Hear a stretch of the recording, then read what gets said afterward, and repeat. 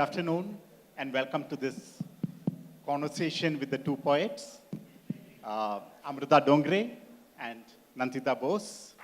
Good afternoon. Good afternoon. We are going to get straight into the session without any introduction because introductions would be flashed and we don't have too much of time to spend on that. We will get to know the poets through their work and through their poetry. Yay! Yeah, we are local, so we expect bigger applause. Woo! And far greater sales than any other book put together. So let's get straight into the session. So I think we will start with you, Nandita. Maybe even before we talk something, maybe start with, just pick up one of your, I know each poem is like precious, but one of them that you can start the session with, and then we will take it from there. Before I start, I just want to speak for a minute. It's 12 years that I was in the same hall because my husband is in the corporate. And I kept wondering, would a poet ever make it to this place at Leela? It's taken 12 years. It's taken a lot of crying. But here I am. And I'm very happy that you all are here to share this moment with me.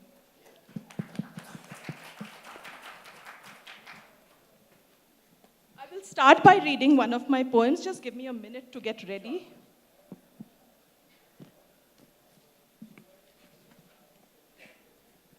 This is kind of autobiographical. This is what goes through a poet's mind. Words are my bread, rhythm red wine. Yet I feed at the table of rebuffs alone.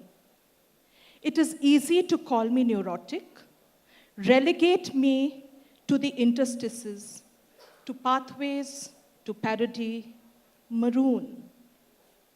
Each kite, each patch of sky, regrets and grammatical injunctions I won't forget. I am annihilated by desire, by insomnia, and the absurd desire to love again.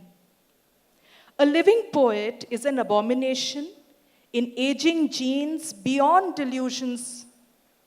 May I die quietly of pox or rabies, or dissolve into silent, bird-blurred sunsets. Wow. So one question to start with you is, you have published many books, all of them novels before this. So why a poetry book? To be very honest, I've always been a poet. And it's the system that makes, you take certain decisions in life.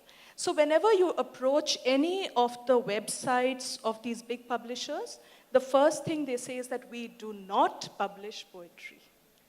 And if you want to be published, then, you either have to not write poetry or not publish poetry. And I'm really, really thankful to Atta Galatta Press for saying, no, if the work is good, we will publish it. Thank you so much, Atta Galatta, for bringing me here. But for many of us here who are also, who also dabble in different genres, some write short fiction, novels, and also poetry, or the other way around, write poetry. How has been the journey between the two, between writing a novel and writing poems and poetry? To be very honest, I think in all the stories, I just make up those stories. And I feel very secure because I don't let anything about myself out. And I think when I write poetry, I'm completely naked. And it's very, very scary, particularly like this book going out. I have revealed everything about myself in this book, And I think poetry leaves no place for you to hide. That's the difference. Thank you, Nandita. Amruta, even before opening your book, what intrigued me was the title. Three halves. I mean, there is poetry in that itself. But what does it stand for?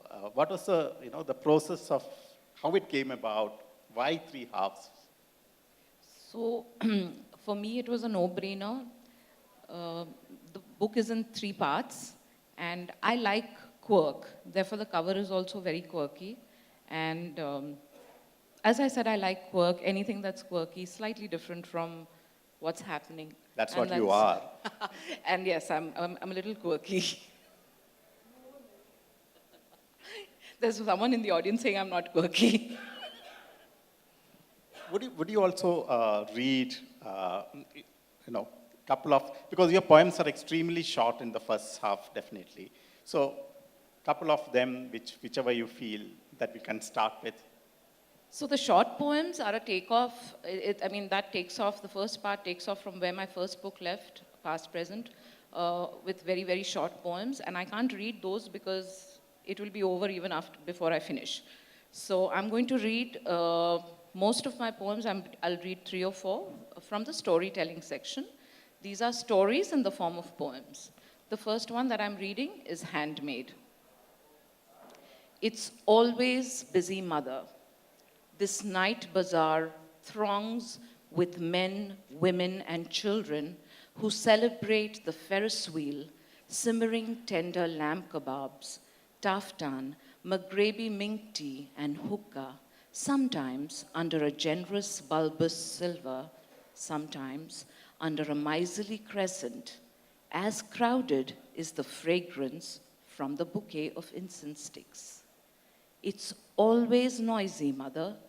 Don't intoxicate yourself with the aromas, gossip, the forbidden khamra. Hold your treasures close to your breast.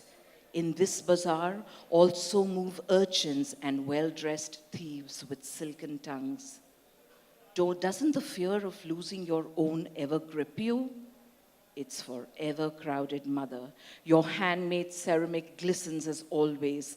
Plates, pots, goblets, dressed in designs I grew up in. The flowers and folds of my tunic and salwar are in this glazed earth, mother. Please don't, mother. No, no, I had screamed when you sold me for a handsome sum and a potter's wheel to an ugly, beady-eyed merchant. My virgin tears failed to moisten your baked clay and heart. You are always busy, mother. You didn't recognize the stranger who flawed and refused each of your perfect creations with every attempt you made to inflate the buyer's ego. Hatred and bile rose in the swollen river of molten emotions. Pity survived. Why? Mother, why? Handmade ceramic fetches a dear price. How many children have you sold tonight? Wow. That was beautiful. Nandita, I'm just going to take, and moving forward from what Amruta just read in terms of stories, in your collection also there's a beautiful story around a lake. Right? Would you share that with us? Would you read that? That's okay, while you find that, I will get back to Amruta with a question. When I was reading both your books, and of course I had read part of your manuscript earlier and now Nandita's, there are some common themes, and at the same time there are stark differences. So even when you tell a story or when you are writing the other kind of poetry, there's a certain degree of detachment. You're looking at it from an outside perspective, which many poets do and articulate. Whereas Nandita, I felt, is so much inside. The poem actually is you talking. And whereas for Amruta, there's a very sensitive observer who sort of draws it from outside and articulates it for the benefit of all of us. So how has been that process of being sensitive as a poet? And what makes poetry for you? What made you talk about the story, for example, in your poetry? So it's probably an extension of who I am. Even though I'm going through a certain situation personally, I tend to step out of the situation and view it from a distance. In every relationship, though I am in that relationship, I will view it as the third person. Only because I feel that it gives me a semblance of balance so that I don't go to either extremes. So that's pretty much how I look at everything that I do, always from a distance. I am involved, but always do keep that distance. And to me, that was so beautiful with the two poets that, one speaks so much from inside and writes so beautifully, and the other so much from outside and still write so beautifully. And that, I think, is so beautiful to see when you read both your books. So can we now go to Lake? Yeah, I identified the lake poem. I hope this is the right lake poem. And it's a true story. It happened to me when I studied at Powai. And there was somebody who did walk into a lake. And the thought came back to me many years later. And I don't think I did justice to it, but I still wrote about it. Someone walked into our lake last evening. I had seen her two unsmiling boys once, standing still while she bought apples. One summer, she lived next door at our hostel, a place of trees, tears, and bad food. There are people I like and those I don't. Every weekend, she'd wash her walls. Oddball, I thought, yet we've all known worse. At my door, I'd found a line of washed shoes. My research took forever, and she married a dean. Neither happy, but no one's promised happiness. Tonight, I dip my pen in dark, obviating ink, just as she had her tiredness one evening in bleak December waters of a lake we loved. Wow. Thank you. So this happened in Powai, like approximately how many years back? 15, I guess, 15, And 20 now, years. and you wrote about it about 15 years back. Yeah. I mean, 15 years hence from that. Yes, from that. yes. So, are there many things like this in the book where you're drawn from this rich experience or whatever that you have encountered and now sort of gathered to make this book or write a set of poetry? See, most of my poems, if you read them, they are all about my inner life. The things that I cannot handle and things that nobody can sort out for me, I do it through writing. That's what poetry means to me. To make sense of a world that doesn't make sense to anybody, or to me at least. There are many of these instances that I have not been able to wrap myself around. And once in a while, I revisit them in poetry. And this particular one, I had no relationship with this lady, actually. We just barely said hi-bye. But that is one of those deaths that really, really struck me, because somewhere I think it could so easily have been me, or you, or anybody. And I don't even know what made her walk into the lake, but she did. Thank you. Amruta, you said, you prefer to read the longest ones, but just to get a flavor for the audience, do humor us by reading a couple of, or 2, 3 of those very short ones, whichever one you think. It's right in the beginning, come on. No, meanwhile, if she needs a couple of minutes, I found in your book, some of the poems have titles and some don't. So was it deliberate? Is that you chose not to use the power of a title or the absence of it is more powerful than it being there? So today is his day of beating my editor, but let it be so. Actually, when I realized that some poems only made sense with a title, I decided to give a title to everybody. And my editor said, don't pull things in by their hair. If they don't have a title, they don't have a title. If you feel they really need a title, keep a title. But Prashant is not being very kind to my editor today for some reason. And it's an inside joke, but yeah. Yeah. You ready, Amruta? I'll read a haiku. Coffee-soaked bedsheet, woven city silhouettes, drying residue. One more. Yeah, repeat that and one more. Okay. Coffee-soaked bedsheet, woven city silhouettes, drying residue. There's another haiku. Chinar leaves falling, blood from pitted fruits on the dull, buoyant homes set sail. Wow. So, the three parts, the first part is predominantly these very short ones, and the second part is a lot of stories, and I think the third is somewhere in between in a way, right? So have you written these like at a stretch, you write the short ones, or do you write, I'm just trying to get you to share with us your writing process. How does your mind work? Does it work in parallel, in serial? So it works in all sorts of directions at any given point in time when I'm awake and alert. Some poems have been written at the airport, any busy place, on a busy street, even during a party. I just quickly take a piece of paper napkin and start scribbling if I think I'm not going to remember the germ of the poem. Otherwise, then I kind of, if a thought has struck me, say today, and I haven't been able to kind of sit down and write about it, then it kind of stays with me till I feel, when the day comes that, no, today I have to sit, and I don't know whether it's going to be a haiku or whether it's going to be something else, or just something that I won't even think about later, but I need to just get it out of me. Thank you. What next? Which other poem would you like to share with us?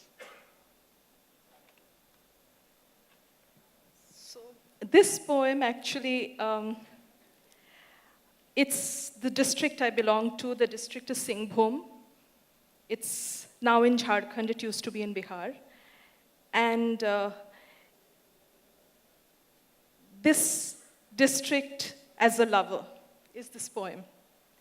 When I first met you, you were just the road ahead. The hills came later, smelling of strange summer idols. By when you had acquired a private sky with stars all your own, I had met your rivers, their gummy, fecund forests shaking with moths and monitors, raucous cries of birds I have seen eaten. Beyond, your ranges held hill hands and stood in a circle of prayer, and where grassy valleys ended, deep mirror lakes of changeable moods. Like when the eye sees the lover first, naked, all bare, all mine. Now, of course, I know you hid so much, even past that generous bearing of rib and pubis, where you grabbed my wrist at the river, whispered, I'm your district. I knew I had swallowed too much of your dust to ever be free of your pin code. That's beautiful. In both your books, there are one or two like prose poems. I think in yours there is one about the grandmother, and in yours there is Cleo and the historian. So how did you, write this in that form? I will start with Amruta first and then we'll go to Nandita. And how did you make it part of this collection? Because to me it sort of stood out from the rest of the poems. So can you just share a little bit about that? Okay, so Cleo and the historian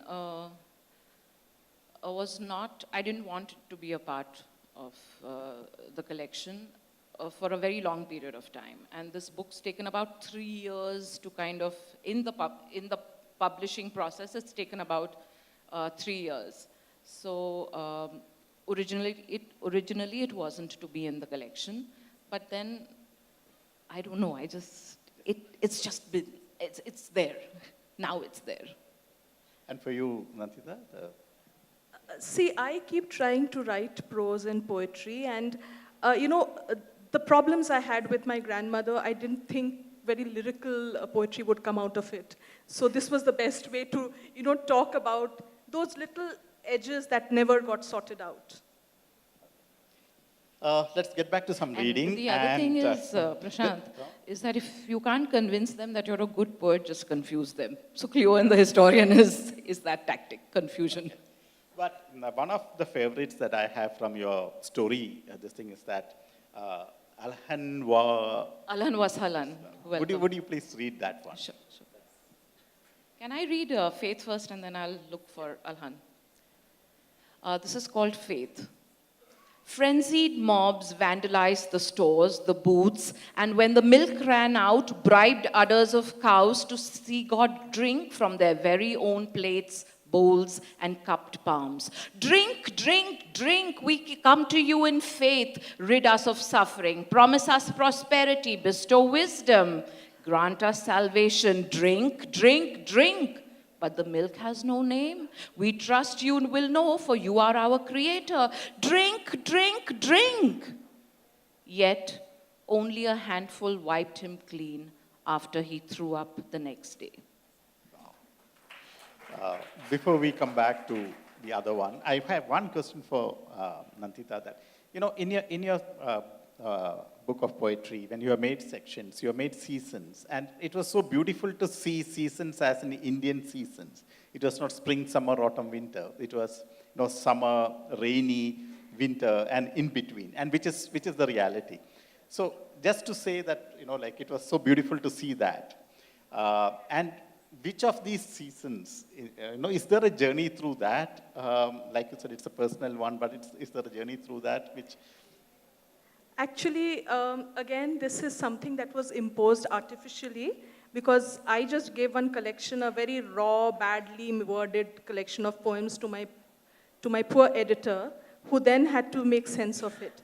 So one of the things she said is that rather than have 95 poems run on one after the other, let's sort them according to seasons. And she said there are poems that, talk about these three seasons, so summer, rains, and winter.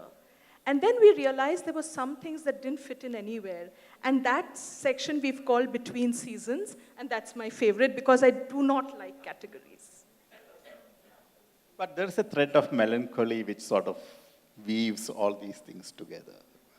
Am I right in that? Yeah, I think if I'm ashamed of this book of poems for any reason, I think it's because it's extremely self-indulgent. I do not actually think about the larger issues. And it's kind of one of the philosophies I have, that if I am right and I do right for the 10 people I am in touch with every day, and everybody does that, then the world is a better place. So, I do not actually... So I do not actually have any, I am not, there's no agenda, there's no ideology. It's all extremely self-indulgent. And therefore the sorrow, I kind of like to romanticize my sorrow a la Gurudat, but that's how it is. Poetry in every form is philosophical, and it's got a lot of impact. I think we have a couple of minutes before we can wrap up. So maybe we will wrap up by each one of you reading, one poem each. Amruta, you do, and then we will move to Nandita. So this is what you requested for, Alhan Wasalan. Through a chain link of people at the arrivals hall, darts a young girl, heedless of the slipping scarf which renders her head naked. Abba, she squeals as she runs in her father's direction, only to stop beside him, resisting an overwhelming urge to hug him. To relieve the awkward moment, she begins to struggle with his trolley, loaded with bulging soft luggage and cardboard cartons. Abba smiles and takes over once again. They both start walking towards a group of eager people.